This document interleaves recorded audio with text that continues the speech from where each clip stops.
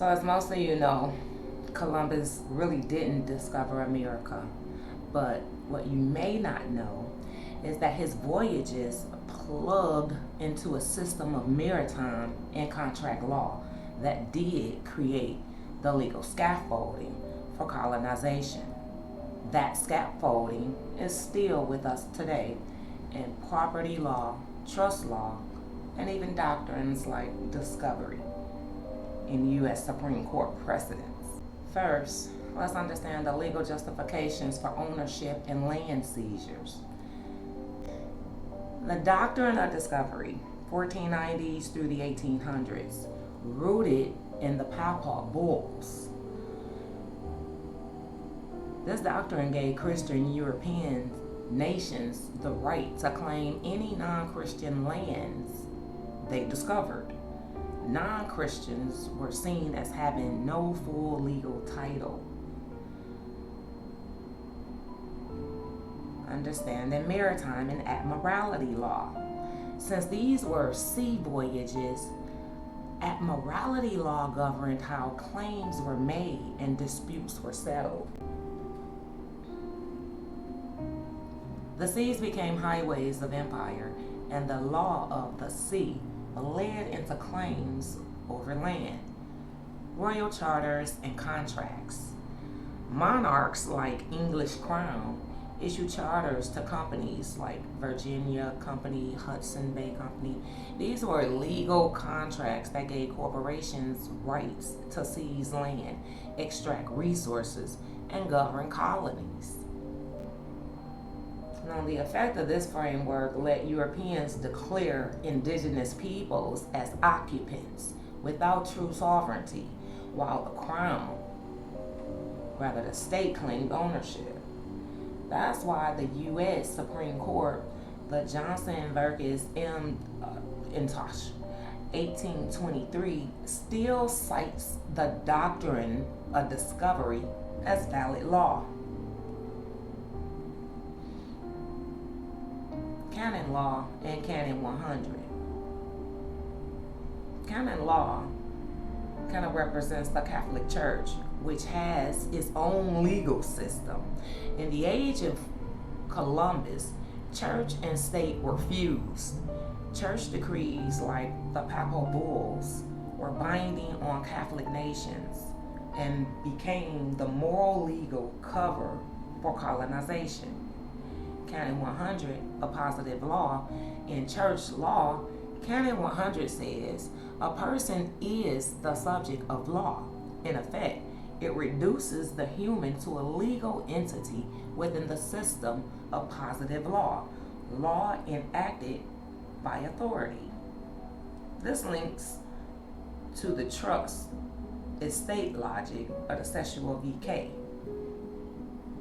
where a person can be treated as a subject or even as property of law if they were absent, enslaved, or stripped of status.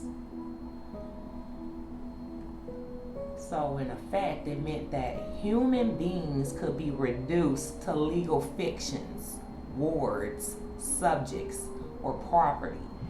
The church-to-state pipeline is why people today argue the Vatican's fingerprints are all over colonial and slavery law. Fingerprints are all over colonial and slavery law. The 3/5 Compromise of 1787. In the U.S., slavery was codified into the Constitution itself. The 3/5 Compromise declared enslaved Africans would count as 3/5 of a person for representation and taxation. Why? Well, the southern states wanted to inflate their power in Congress by counting slaves but not give them rights. This logic is straight from the same legal tradition. Humans as subjects, property, or fictions within a trust contract system. Just as indigenous sovereignty was erased under discovery, Black humanity was forced into a fraction under representation. Black humanity was reduced to a fraction under representation. So in effect, it wasn't just politics, it was law. It set a precedent that the very being of African descended people would be fractionalized, commodified, and entered into the state's ledgers like property. And now, how this all connects. Canon law, which is positive law, basically gave the state authority to define people legally as subjects rather than sovereign humans. Maritime and contract law created the legal framework for empire / oceans as highways. These are contracts as the machinery of colonization. Now, the statute of VK trust logic is where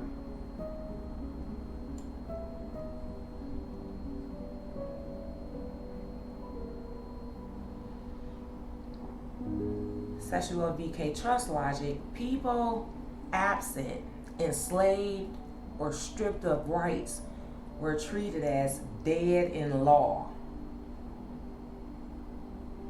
Their lives managed by estates or trustees.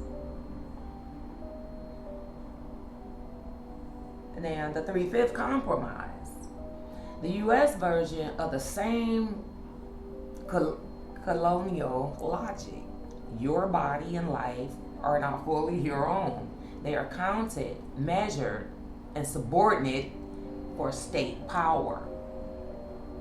So basically, the colonizers justify ownership and land seizure through a fusion of church law, maritime contract law, and property law, all designed to reduce non-Europeans into legal fictions and partial persons.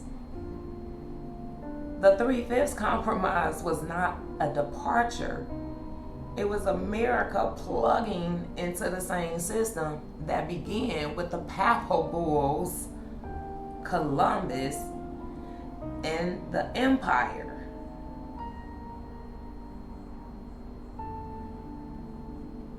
Wake up, people.